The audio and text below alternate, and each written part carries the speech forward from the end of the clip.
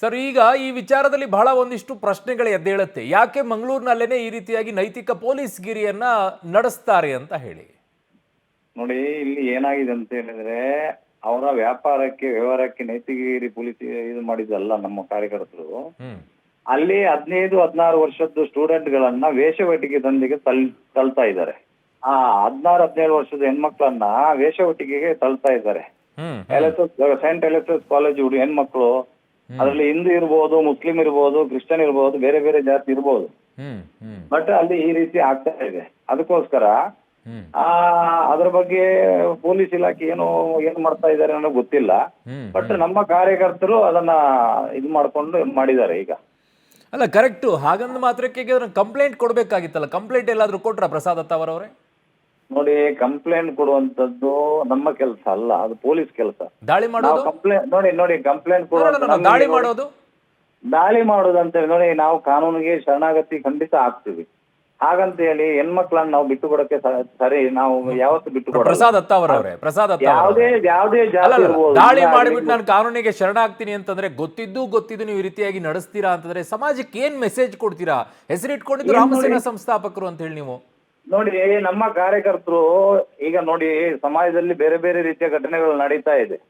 ಈಗ ಡ್ರಗ್ಸ್ ಇರ್ಬೋದು, ಇನ್ನೊಂದು ಮತ್ತೊಂದು ಎಲ್ಲ ನಡೀತಾ ಇದೆ. ಏನೇ ಇರ್ಲಿ ಪ್ರಸಾದ್ ಅತ್ತಾವರವ್ರೆ, ಅವೆಲ್ಲವೂ ಇರ್ಲಿ, ಬಟ್ ಅದಕ್ಕೊಂದು ವೇ ಅಂತ ಇದೆಯಲ್ವಾ? ನಾಳೆ ಎಲ್ರು ಹೀಗೆ ಶುರು ಮಾಡ್ಬಿಟ್ರೆ ಏನ್ ಮೆಸೇಜ್ ಕೊಡ್ತೀರಾ ಹೇಳಿ? ಒಂದು ನಿಮಿಷ ನೋಡಿ, ಅದು ನಾವು ಜಾಗೃತಿ ಮೂಡಿಸುವಂತ ಕೆಲಸ ಮಾಡುವಂತವ್ರು ನಾವು.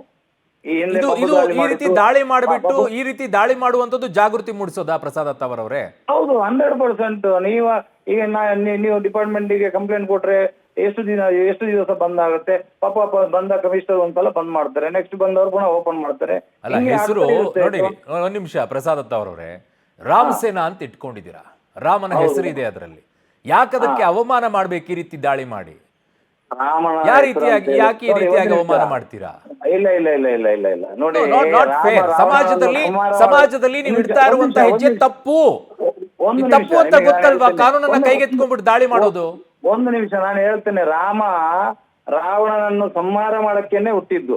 ಸಂಧಾನಕ್ಕೂ ಕಳಿಸ್ಕೊಡ್ತಾರೆ ರಾಮ, ಸಂಧಾನಕ್ಕೂ ಕೂಡ ಹನುಮಂತನನ್ನ ಕಳಿಸ್ಕೊಡ್ತಾರೆ. ನೀವು ಕಳಿಸ್ಕೊಟ್ಟಿದ್ರ ಪೊಲೀಸರ ಮೂಲಕವಾಗಿ? ಏನಾಗಿದೆ ಅಂತ ಕಂಪ್ಲೇಂಟ್ ರಾಮನ ಸೈನಿಕರೇ ಹೋಗಿದ್ದು, ಹನುಮಂತನೇ ಹೋಗಿದ್ದು, ಹನುಮಂತನವರೇ ಹೋಗಿದ್ದು. ಯಾವಾಗ ಹೋಗಿದ್ದು? ಸಂಧಾನಕ್ಕೆ ಹೋಗ್ತಾರೆ, ಮಾತುಕತೆ ಮಾಡ್ತಾರೆ, ಫಸ್ಟ್ ಬಿಟ್ಟು ಕಳಿಸು ಅಂತೇಳಿ. ತಪ್ಪಾಗಿದೆ ಅಲ್ಲಿ, ತಿದ್ಕೋ ಅಂತ ಹೇಳಿ ಪೊಲೀಸರ ಮೂಲಕವಾಗಿ ಕೇಸ್ ಹಾಕಿಸಬಹುದಾಗಿತ್ತಲ್ವಾ? ದಾಳಿ ಮಾಡೋದಾ? ರಾಮನು ಏಕಾಏಕಿಯಾಗಿ ರಾವಣನ ಮೇಲೆ ದಾಳಿ ಮಾಡಿದ್ನ? ನೋಡಿ, ಪ್ರಸಾದ್ ಅತ್ತಾವರವ್ರೆ, ಯಾಕೆ ಸಮಾಜಕ್ಕೆ ಕೆಟ್ಟು ಮಾರ್ಗದರ್ಶನವನ್ನ ಕೊಡ್ತಾ ಇದ್ದೀರಾ? ಇದು ಇವತ್ತು ನಿನ್ನೆದು ಕೆಲಸ ಅಲ್ಲ. ಹೌದು, ಕರೆಕ್ಟ್. ಬೆಂಗಳೂರಲ್ಲಿ ನಡೀತಾ ಇದೆ. ಆಗಿದ್ದಾಗ ಯಾರು ಕೇಳೋರು ಹೇಳೋರು ಯಾರು ಇಲ್ವಾ? ಆಗಿದ್ದ ದಾಳಿ ಮಾಡ್ತಾ ಇರ್ಬೇಕು ಎಲ್ರು. ಪೊಲೀಸರು ಹಾಕ್ಬೇಕು ಬಿಡಿ ಆಗಿದ್ದಾಗ. ಯಾಕೆ ಮಾಡಬಾರ್ದು? ಅಲ್ಲ, ಪೊಲೀಸರು ಹಾಕ್ಬೇಕು ಆಗಿದ್ದಾಗ.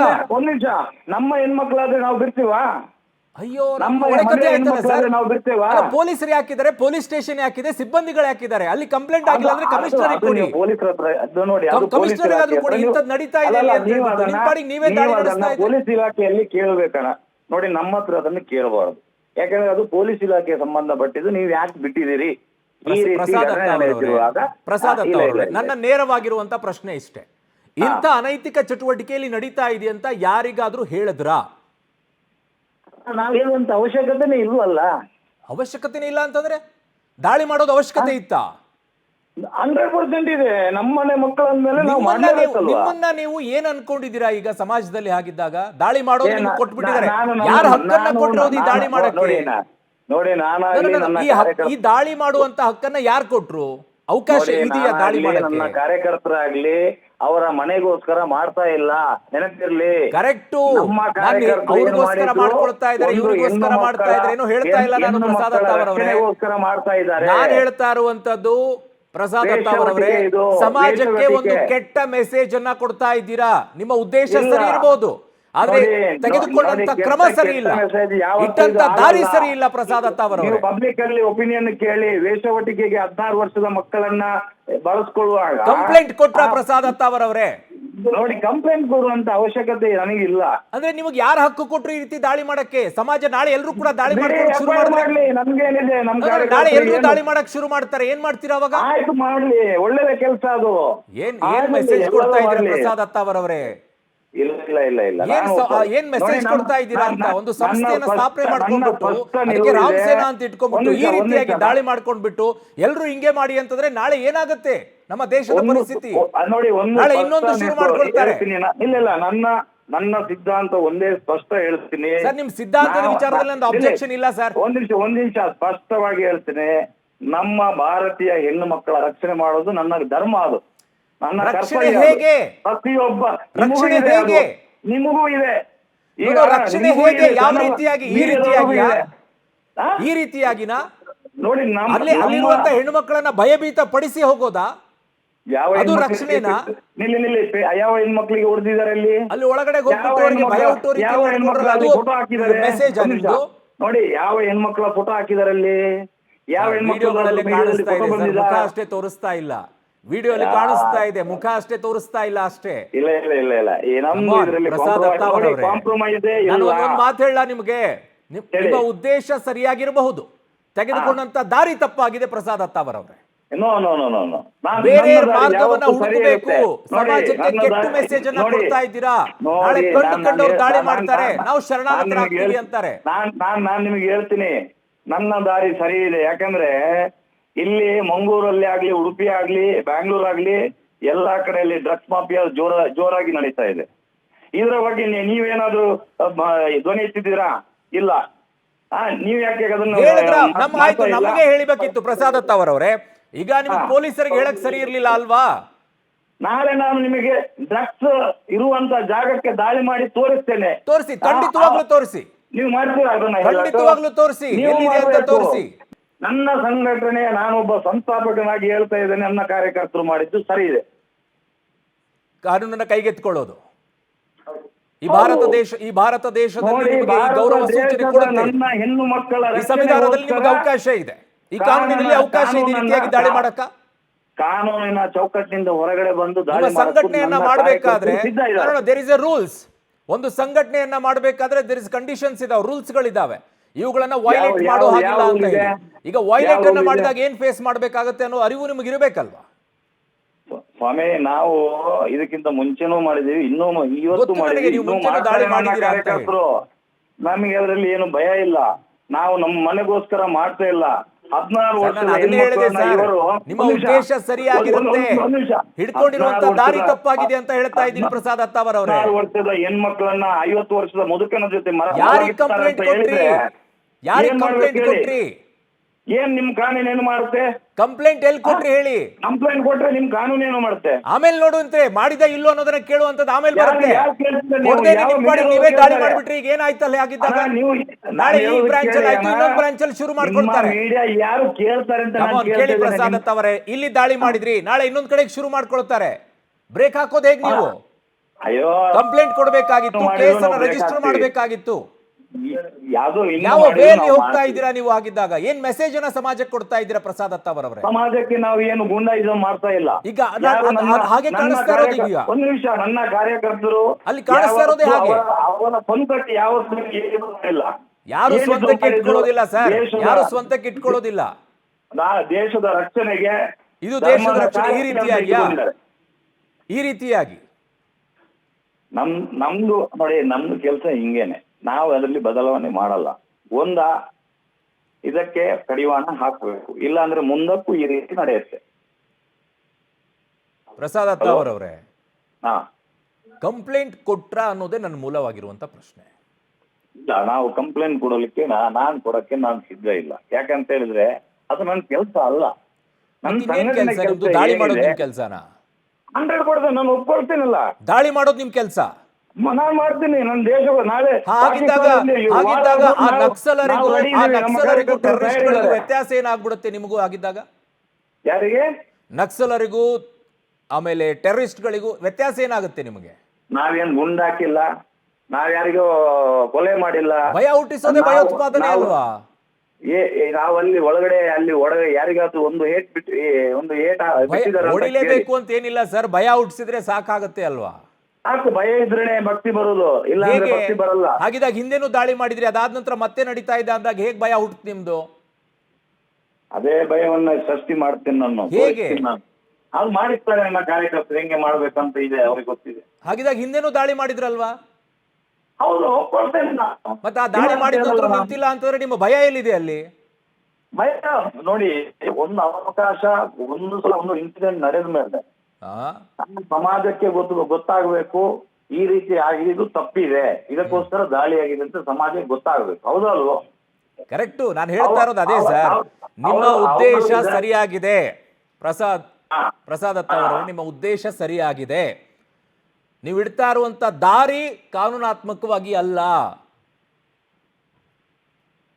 ದಾರಿ ಸರಿ ಇಲ್ಲ ಅಂತ ಅಷ್ಟೇ ಹೇಳಿರೋದು. ನಿಮ್ಮ ಉದ್ದೇಶ ಸರಿಯಾಗಿದೆ, ಬಟ್ ದಾರಿ ಸರಿ ಇಲ್ಲ, ಹಿಡ್ಕೊಂಡಿರುವಂತ ಮಾರ್ಗ ಸರಿ ಇಲ್ಲ. ಸಮಾಜಕ್ಕೆ ಬಹಳ ಕೆಟ್ಟ ಮೆಸೇಜ್ ಹೋಗುತ್ತೆ ಇದು.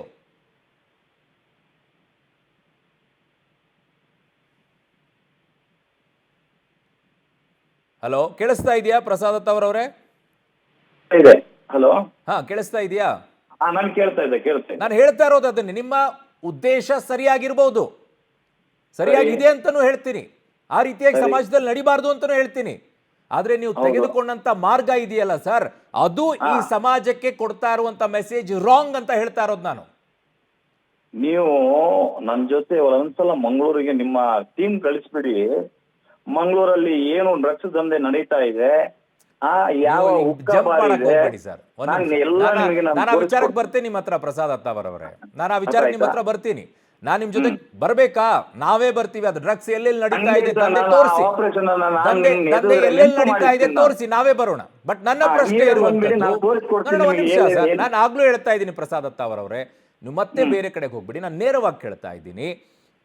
ನಿಮ್ಮ ಉದ್ದೇಶ ಸರಿ ಇರಬಹುದು, ಈ ತರ ಸಮಾಜದಲ್ಲಿ ನಡಿಬಾರ್ದು ಅನ್ನುವಂತ ಉದ್ದೇಶ ಕರೆಕ್ಟ್ ಆಗಿದೆ, ಬಟ್ ಹಿಡ್ಕೊಂಡಿರುವಂತ ಮಾರ್ಗ ತಪ್ಪಾಗಿದೆ, ಸಮಾಜಕ್ಕೆ ಕೊಡ್ತಾ ಇರುವಂತ ಮೆಸೇಜ್ ತಪ್ಪಾಗಿದೆ. ನಾನು ಅದನ್ನ ಒಪ್ತೀನಿ, ಇಲ್ಲ ಅಂತ ಹೇಳಲ್ಲ. ನಾನು ಹಾಗಿದ್ದಾಗ ದೇಶಕ್ಕೋಸ್ಕರ ಹೇಗಾಯ್ತು ಇದು? ನೋಡಿ, ನಾನು ಕಾರ್ಯಕರ್ತರು ತಪ್ಪು ಮಾಡಿದ್ದಾರೆ ಅಂತ ನಾನು ಹೇಳ್ತಾ ಇಲ್ಲ, ಬಟ್ ಕಾನೂನು ಸರಿನಾ ಆಗಿದ್ದಾಗ ನಿಮ್ಮ ಪ್ರಕಾರ? ತಪ್ಪು ಅಂತ ನಾನು ಒಪ್ಕೊಳ್ತೇನೆ. ನಿಮ್ಮ ಪ್ರಕಾರ ಸರಿನಾ ಇದು ಆಗಿದ್ದಾಗ? ಅಲ್ಲ, ಕಾನೂನನ್ನು ಮೀರಿ ಅದನ್ನ ನಾನು ಮಾಡಿದವರು ತಪ್ಪಂತ ನಾನೇ ಒಪ್ಕೊಳ್ತೇನೆ. ಕಾನೂನಿಗೆ ನಾವು ಗೌರವ ಕೊಟ್ಟು ಕಾನೂನಿನ ಮುಖಾಂತರ ಹೋಗ್ಬೇಕು, ಅದು ಒಪ್ತೇನೆ. ಆದ್ರೆ ಇಲ್ಲಿ ಪದೇ ಪದೇ ನಾವು ಆಗ್ತಾ ಇದೆ ಇಷ್ಟು ಸೆನ್ಸಿಟಿವ್. ಪ್ರಸಾದ್ ದತ್ತ ಅವರವರೇ, ನಿಮ್ಮ ಹತ್ರ ನಾನು ಕೇಳ್ಕೊಳ್ತಾ ಇರೋದು ಇಷ್ಟೇ, ನಿಮ್ಮ ಉದ್ದೇಶ ಈ ರೀತಿಯಾಗಿ ನಡಿಬಾರ್ದು ಸಮಾಜದಲ್ಲಿ ಅನ್ನುವಂಥದ್ದು ಉದ್ದೇಶ correct. I agree with you, I am with you that, ಆ ವಿಚಾರದಲ್ಲಿ ಆಯ್ತಾ.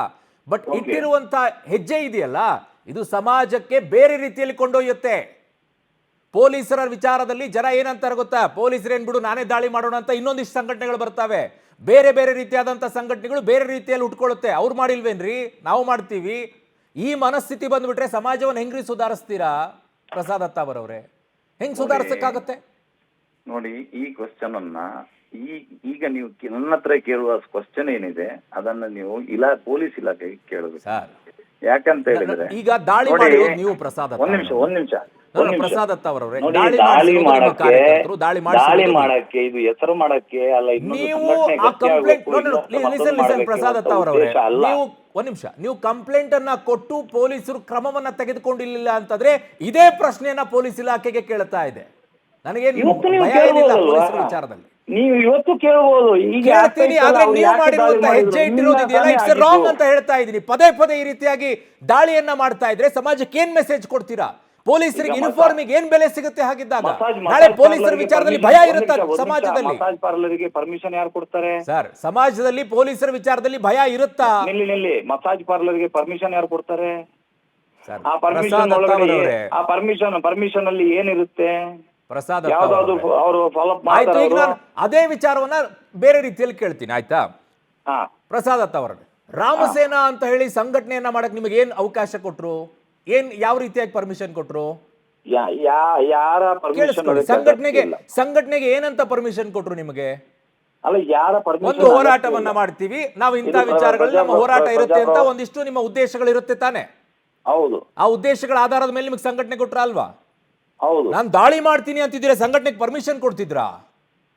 ಅಯ್ಯೋ, ದಾಳಿ ಮಾಡ್ತೇನೆ ಅಂತ ನಮ್ಮ ಯಾವ ಸಂಘಟನೆಗೂ ಪರ್ಮಿಷನ್ ಕೊಡ್ತಾ ಇರ್ಲಿಲ್ಲ.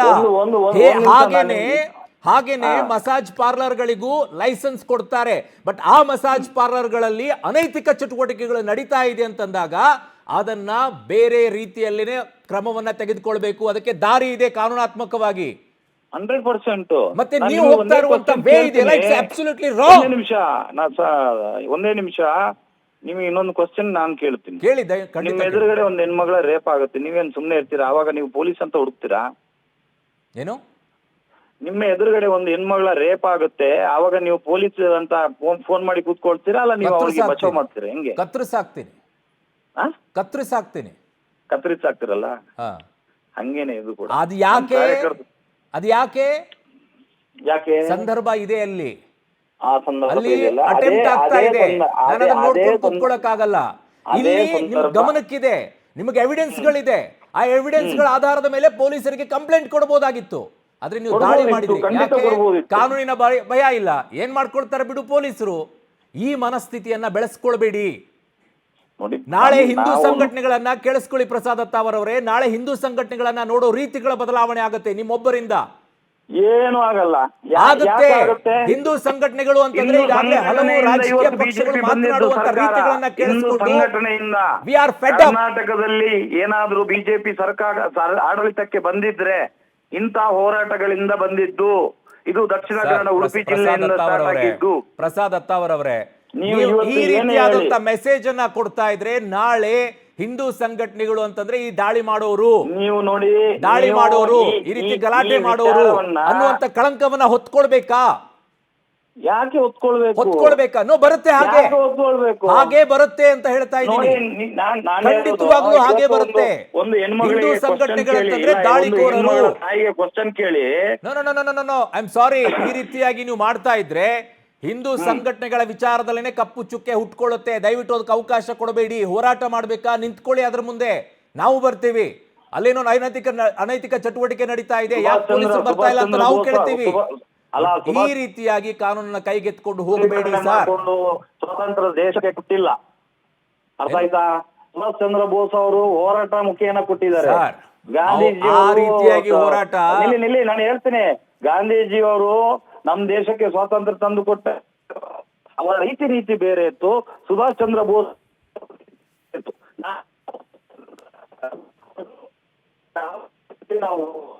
ಹೋರಾಟ ಇನ್ನೂ ಇದೆ. ಯಾಕಂತ ಹೇಳಿದ್ರೆ ನಮ್ಮ ಹೆಣ್ಮಕ್ಳಿಗೆ ಏನಾಗಿಲ್ಲ ದೇವ್ರ ದಯಿಂದ.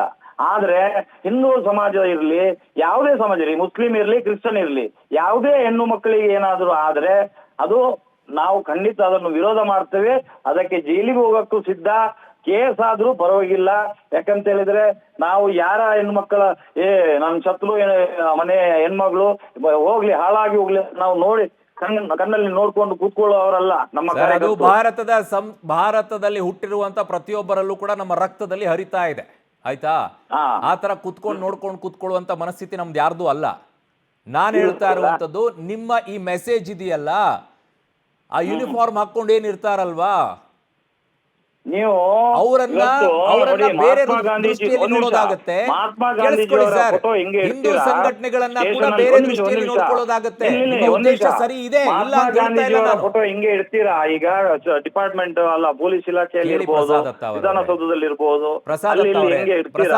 ಹಂಗೇನೆ ನೀವು ನಾನು ಮತ್ತೆ ಹೇಳ್ತಾ ಇದ್ದೀನಿ, ನೀವು ಇಡ್ತೀರಾ ಅಲ್ವಾ? ಮತ್ತೆ ಹೇಳ್ತಾ ಇದ್ದೀನಿ, ನಿಮ್ಮ ಉದ್ದೇಶ ಸರಿ ಇದೆ. ಕೇಳಿಸ್ಕೊಳ್ಳಿ, ನಿಮ್ಮ ಉದ್ದೇಶ ಸರಿ ಇದೆ. ಆದ್ರೆ ಇಟ್ಟಂತ ದಾರಿ, ತೆಗೆದುಕೊಂಡಂತ ಮಾರ್ಗ ಏನಿದೆ ಇದು ತಪ್ಪಾಗಿದೆ. ಕಾನೂನಾತ್ಮಕವಾಗಿ ತಗೋಬೇಡಿ. ನೀವು ಯಾವ ಹೆಸರಿನಲ್ಲಿ ಹೋಗ್ತಾ ಇದ್ದೀರೋ ಆ ಹೆಸರಿಗೆ ಕಪ್ಪು ಕಳಂಕ ಬರುತ್ತೆ. ಹಿಂದೂ ಸಂಘಟನೆಗಳನ್ನ ದಾಳಿಕೋರರು ಅಂತ ಬರುತ್ತೆ. ಇವ್ರು ಮಾಡೋದೇ ದಾಂಧಲೆ ಅಂತ ಬರುತ್ತೆ, ಇವ್ರು ಮಾಡೋದೇ ಇದೇ ರೀತಿಯಾಗಿ ಅಂತ ಬರುತ್ತೆ, ಗಲಾಟೆ ಮಾಡೋರು ಅಂತ ಬರುತ್ತೆ. ಇದಕ್ಕೆ ಅವಕಾಶ ಕೊಡಬೇಡಿ. ಒಂದೇ ನಿಮಿಷ. ನಮಗೆ ದಾಳಿ ಮಾಡಿ ಮನೆ ನಮ್ಮ ಕಾರ್ಯಕರ್ತರ ಮಕ್ಕಳನ್ನ ಕಾರ್ಯಕರ್ತರನ್ನ ಮನೆ ಸಾಕಕ್ಕೆ ನಾವು ಮಾಡಿಲ್ಲ ಸರ್. ಅದು ಬೇರೆ ಸರ್, ನೀವು ಅದಕ್ಕೂ ಇದಕ್ಕೂ ಕಂಪೇರ್ ಮಾಡಬೇಡಿ. ನಾನು ಹೇಳ್ತಾ ಇರುವಂತದ್ದು ಬೇರೆ. ನಿಮ್ಮ ವೈಯಕ್ತಿಕವಾಗಿ ಏನು ಮಾಡ್ಕೊಳ್ಬೇಕಾಗಿರುವಂತದ್ದು ಏನಿಲ್ಲ ಇದರಲ್ಲಿ. ಸಮಾಜಕ್ಕೋಸ್ಕರ ನಾನೇನು ಮಾಡ್ತಾ ಇದ್ದೀನಿ ಅಂತ ಹೋಗ್ತಾ ಇದ್ದೀರಾ, ಕ್ರಾಂತಿಕಾರಿ ಆಗಿರುವಂತ ಯೋಚನೆಯನ್ನ ಮಾಡ್ತಾ ಇದ್ದೀರಾ. ಬಟ್ ಅದು ಈ ಸಮಾಜದಲ್ಲಿ ಸರಿಯಲ್ಲ ಅಂತ ಹೇಳ್ತಾ ಇದ್ದೀನಿ. ಪ್ರತಿಯೊಬ್ಬರು ಹಿಂಗೆ ಇಡಕ್ ಶುರು ಮಾಡ್ಬಿಟ್ರೆ ನಾಳೆ ಏನಾಗುತ್ತೆ ನಿಮಗೆ? ಸಮಾಜ ಯಾವ ರೀತಿಯಾಗಿ ಹೋಗುತ್ತೆ, ಯಾವ ರೀತಿಯಾಗಿ ಅಸ್ತವ್ಯಸ್ತವಾಗಿ ಹೋಗ್ಬಿಡುತ್ತೆ ಕಾನೂನು. ಏನು ಆಗಲ್ಲ ನೋಡಿ. ಸಮಾಜದಲ್ಲಿ ಮನಸ್ಥಿತಿ ಇದೆಯಲ್ಲ, ಈ ಮನಸ್ಥಿತಿ ಇದೆಯಲ್ಲ, ಇದೇ ಮನಸ್ಥಿತಿನೇ ಈಗ ಕಪ್ಪು ಚುಕ್ಕೆನ ತಂದಿಡ್ತಾ ಇದೆ. ಈಗ ನೀವು ಫೋನ್ ಮಾಡಿದಿರಾ, ಇದಕ್ಕೋಸ್ಕರ ನಾನು ಇಲ್ಲಿಯ ಕಮಿಷನರ್ಗೆ ಗೌರವಪೂರ್ವಕವಾಗಿ ಅವರಿಗೆ ರೆಸ್ಪೆಕ್ಟ್ ಕೊಟ್ಟು ನಾನು ಒಂದು ಕಂಪ್ಲೇಂಟ್ ಕೊಡ್ತೀನಿ ಲಿಖಿತ ಮುಖೇನ. ಅದನ್ನ ಬಂದ್ ಮಾಡಿಸ್ತೀರಾ? ಏನು ಆ ಲಿಖಿತ ರೂಪದಲ್ಲಿ ಕೊಟ್ಟಿದ್ದಾನ, ಏನು ಲಿಖಿತ ರೂಪದಲ್ಲಿ ಕೊಡ್ತೀನಿ ನಾನು, ನಮ್ಮ ಕಾರ್ಯಕರ್ತರ ಹತ್ರ ಕೊಡಿಸ್ತೀನಿ. ಅದನ್ನ ನೀವು ಇಲ್ಲಿ ಏನೆಲ್ಲ ನಡೀತಾ ಇದೆ ಅದನ್ನೆಲ್ಲ ನೀವು ಬಂದ್ ಮಾಡಿಸ್ತೀರಾ? ಖಂಡಿತವಾಗ್ಲೂ ಕೂಡ ಪ್ರಯತ್ನವನ್ನ ಹೆಜ್ಜೆ ಇಟ್ಟೇ ಇಡ್ತೀವಲ್ವಾ? ಪ್ರಯತ್ನ ಅಲ್ಲ ನೋಡಿ, ಅದೇ ಪ್ರಯತ್ನದಲ್ಲಿ ನಾವು ಫೇಲ್ ಆಗಿದ್ದೀವಿ. ಆಯ್ತು, ನಿಮ್ಮ ಪ್ರಕಾರನೇ ಬರ್ತೀನಿ ಪ್ರಸಾದ್ ಅತ್ತಾವರವರೇ. ಹಿಂದೇನು ನೀವು ದಾಳಿ ಮಾಡಿದ್ರಲ್ವಾ? ಹೌದು. ಅವಾಗಿಂದ ನಿಲ್ತಾ ಈಗ ಮತ್ತೆ? ನಿಂತಿಲ್ಲ. ಮತ್ತೆ ನೀವು ದಾಳಿ ಮಾಡಿದ ತಕ್ಷಣ ನಿಂತೋಗ್ಬಿಡುತ್ತಾ? ಹಾಗೇನೆ ಪ್ರಯತ್ನಗಳು ನಡೆಯೋದು. ದಾಳಿ ಮಾಡಿದ ತಕ್ಷಣ ಎಲ್ಲ ನಿಂತೋಗ್ಬಿಡುತ್ತೆ ಅಂತ ಅಂದ್ರೆ ಮನಸ್ಥಿತಿ ಅದಲ್ಲ. ಹಂಗಾಗಿದ್ರೆ ಏನೇನೋ ಆಗೋಗ್ಬಿಡೋದು ಸಮಾಜದಲ್ಲಿ. ನೋಡಿ ಒಂದೇ ನಿಮಿಷ ಒಂದು ಅವಕಾಶ ಕೊಡಿ, ನಾನು ಹೇಳ್ತೀನಿ ನೋಡಿ. ಒಂದು, ಪ್ರತಿಯೊಬ್ಬ ಗಂಡಸು, ಪ್ರತಿಯೊಬ್ಬ ಇಲಾಖೆಯವನಾಗ್ಲಿ, ಪೊಲೀಸ್ ಇಲಾಖೆ ಇರ್ಬೋದು, ಇನ್ನೊಂದು ಇಲಾಖೆ ಇರ್ಬೋದು, ಅಲ್ಲ ನೀವು ಮೀಡಿಯಾದವರು ಇರ್ಬೋದು, ಸಾಮಾನ್ಯ ಮನುಷ್ಯ ಇರ್ಬೋದು, ಒಂದು ಹೆಣ್ಣು ಮಗಳ ವಿಚಾರ ಬಂದಾಗ ಇದನ್ನು ತಪ್ಪು ಅಂತ ಹೇಳಿದ್ರೆ ಮತ್ತೆ ಹೇಳಿ ನನಗೆ. ಹೆಣ್ಣು ಮಕ್ಕಳ ವಿಚಾರ ಬಂದಾಗ ನಾನು ಅವಾಗ್ಲೂ ಹೇಳಿದೆ ಪ್ರಸಾದ್ ಅತ್ತಾವರವರೇ, ನಿಮ್ಮ ಉದ್ದೇಶ ಸರಿ ಇದೆ, ಇಟ್ಟಂತ ದಾರಿ ತಪ್ಪಾಗಿದೆ ಅಂತ ಹೇಳಿ ಅದನ್ನ ಬೇರೆ ರೂಟಲ್ಲಿ ಹಿಡ್ಕೊಳ್ಳಿ, ಬೇರೆ ಮಾರ್ಗದಲ್ಲಿ ಹಿಡ್ಕೊಳ್ಳಿ, ಹೋರಾಟಗಳನ್ನ ಮಾಡಿ. ನಾವು ನಿಮ್ ಜೊತೆ ಹೋರಾಟಗಳನ್ನ ಮಾಡಿ, ಇಂಥ ಜಾಗಗಳಲ್ಲಿ ಇಂಥದ್ದು ನಡೀತಾ ಇದೆ, ಯಾಕೆ ಕ್ರಮ ತಗೊಳ್ತಿಲ್ಲ, ಹೋರಾಟ ಮಾಡಿ, ನಾವು ನಿಂತ್ಕೊಳ್ತೀವಿ. ದಾಳಿ ಮಾಡಿದ್ರೆ ನಿಮ್ ಜೊತೆಗೆ ನಿಂತ್ಕೊಳ್ಳೋಕ್ಕಾಗಲ್ಲ. ಐ ಆಮ್ ಸಾರಿ. ಧನ್ಯವಾದಗಳು ಪಬ್ಲಿಕ್ ಜೊತೆಗೆ ಮಾತಾಡಿದ್ದಕ್ಕೆ.